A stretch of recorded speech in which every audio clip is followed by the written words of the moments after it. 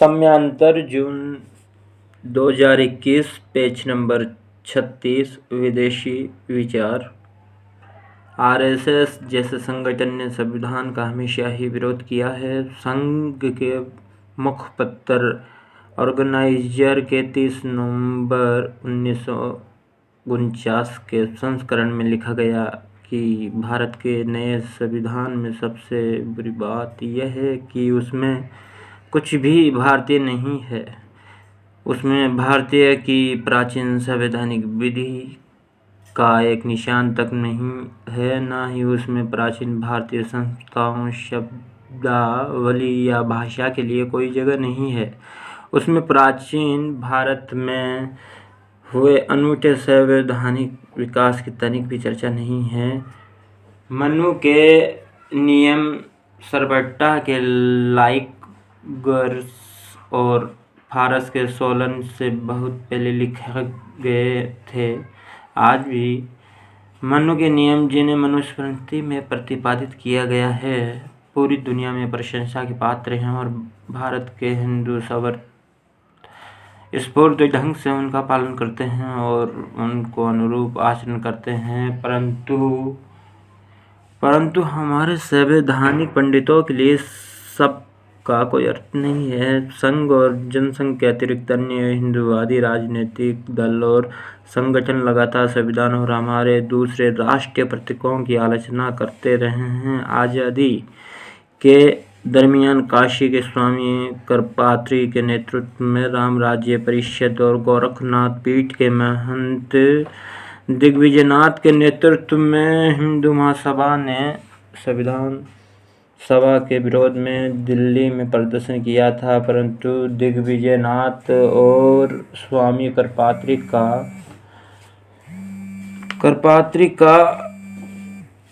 कहना था कि मनुस्मृति के होते हुए हमें नए संविधान की जरूरत नहीं है। डॉ. भीमराव अम्बेडकर पर प्रहार करते हुए दक्षिणपंथियों का बयान था कि एक अछूत के द्वारा संविधान लिखा जाना घोर अन्याय और अनाचार है।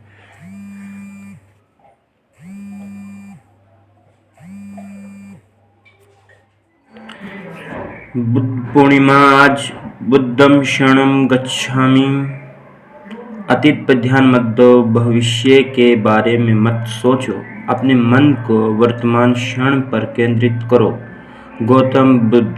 आज साल का पहला चंद्र ग्रहण भी बैशाख पूर्णिमा पर 16 मई को साल का पहला चंद्र ग्रहण लगेगा। भारतीय समयानुसार चंद्र ग्रहण सुबह 9 बजे से 10:23 तक रहेगा। ये भारत में दिखाई नहीं देगा। Red moon. इसलिए चंद्र ग्रहण के दौरान पृथ्वी की छाया चांद पर पड़ने से ये लाल नजर आता है। इसे रेड मून भी कहा जाता है। बुद्ध पूर्णिमा की आप सभी को बैशाख शुक्ल पक्ष पूर्णिमा संवत 2079 जयपुर सोमवार 16 मई 2022। आप सभी को बुद्ध पूर्णिमा की बहुत बहुत शुभकामनाएं। आप इसी तरह से मानवता दिखाते रहें, मानवता का पक्ष आगे रखें। सभी और प्यार, प्रेम, सुख, शांति, मान मर्यादा, पद प्रतिष्ठा, समृद्धि और समृद्धि रहे। चारों तरफ हर प्रकार के संसाधन अवेलेबल रहे। बुद्ध पूर्णिमा की आपको बहुत बहुत शुभकामनाएं। धन्यवाद साथियों। विचार और संस्कृति का मासिक समयांतर। हमारा मकसद जो घट रहा है उसको देखना, जांचना, परखना और उसको देख के आगे बदलाव के लिए बढ़ना। जनमुख होती स्वास्थ्य व्यवस्था आज का टाइटल है। हम आपके सामने टाइटल पेश करेंगे और हम इससे सीख के आगे बढ़ेंगे। जो हो गया सो हो गया। भूतकाल वापस वर्तमान में नहीं चेंज हो सकता, तो हम वर्तमान में आगे गलतियाँ किसी से भी ना हो, ना देश की जनता से, ना सरकारों से। चलिए मैं आपके सामने आर्टिकल आज का मैं पढ़ता हूँ। पेज नंबर है समानांतर जून 2021, 21वां पेज है।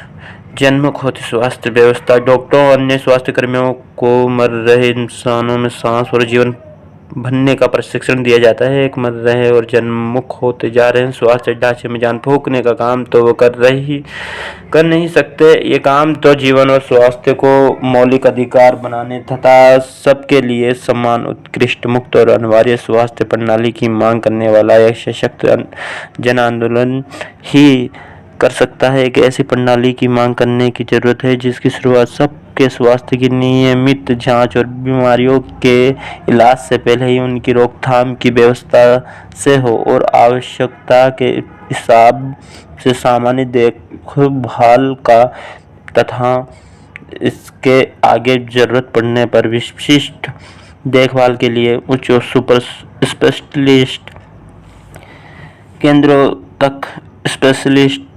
केंद्रों तक मरीजों को भेजने का किसी भी तरह के पूर्वाग्रह से मुक्त एक अंतर्निहित ढांचा हो जिसके बारे में मरीजों या उनके परिजनों को चिंता करने की कोई जरूरत ना हो। जाहिर है कि ऐसी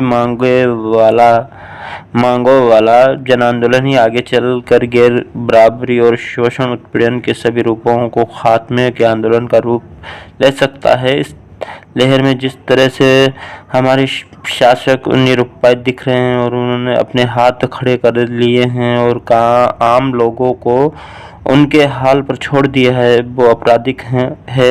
इस बार तो हालत ये रही कि इस सत्ता व्यवस्था में सीधे हिस्सेदारी करने वाले पदों पर विराजमान लोग और आम इंसान को नाचीज समझने वाले रुतबेदार लोग जैसे IAS, PCS अधिकारी, न्यायाधीश, मंत्री, सांसद, विधायक और बड़े बड़े पत्रकार तक अपने लोगों को अस्पतालों में बेड नहीं दिला पाए और उन्हें मरते हुए असहाय देखते रहे। क्या सत्ता के चरमान्वित में ही मगन रहने वाले और ऐठे चलने वाले ये सभी लोग कल सरकार पर सार्वजनिक स्वास्थ्य ढांचे में निवेश बढ़ाने और सबके लिए समान, उत्कृष्ट और निःशुल्क स्वास्थ्य को अधिकार घोषित करने का दबाव डालने वाला कोई जन आंदोलन छेड़ेंगे या ऐसे किसी आंदोलन का खुलकर समर्थन करेंगे? हम सबके दिलों में पीड़ा, वेदना, आंसुओं, बेबसी और लाचारी की असंख्य गाथाएं बेबस हैं। फिर भी ये मन स्थिति भी शायद ही कोई ऐसा आंदोलन खड़ा करने के लिए पर्याप्त हो, क्योंकि हमारी स्मृतियों की उम्र बहुत छोटी है, जो हमारे लिए फायदेमंद है तो नुकसानदेह भी है। कैसा लगा बताना जरूर। ओके भाई, दूसरा आर्टिकल मैं जल्द लेके आऊँगा। धन्यवाद सभी साथियों का। जय भारतीयों की।